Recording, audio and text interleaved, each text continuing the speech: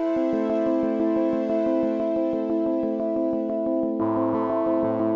était une fois une petite fille qui toute sa vie masqua ses origines paysannes et préféra inventer sa légende. Il était une fois Gabrielle Chanel, née sous le signe du lion d'un père marchand ambulant et bonimenteur et d'une mère lingère et repasseuse qui meurt à 32 ans, épuisée par la vie.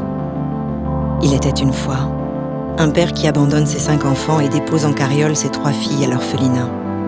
Gabrielle a 12 ans, elle ne le reverra jamais. Elle préféra toujours croire et faire croire qu'il était parti faire carrière en Amérique. Il était une fois un orphelinat derrière les murs d'un couvent, l'abbaye d'Aubazine, où Gabrielle passe presque 7 années.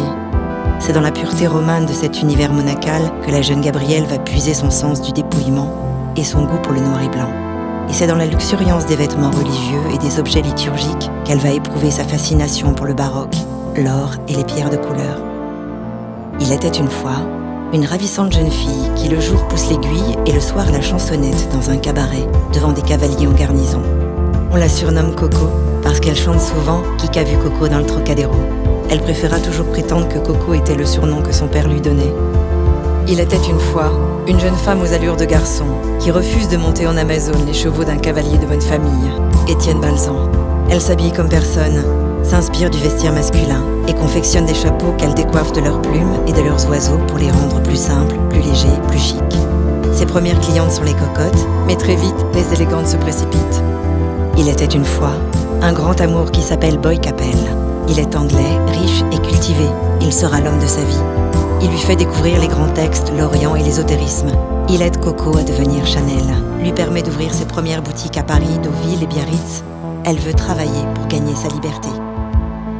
Il était une fois une révolution, quand d'un coup de génie, Coco Chanel transforme la silhouette des femmes.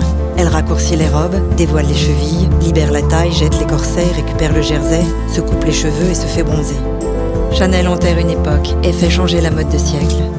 Il était une fois le 31 rue Cambon, lorsqu'en 1918, Mademoiselle Chanel ouvre sa première maison de couture à Paris.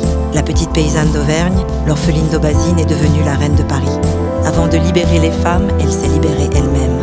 Il était une fois une histoire d'amour qui finit mal. Boy Capel meurt dans un accident de voiture. Pour la première et la dernière fois, on vit Coco Chanel pleurer. Ou bien je meurs aussi, dira-t-elle, ou bien je continue ce que nous avons commencé tous les deux. Elle choisit de continuer.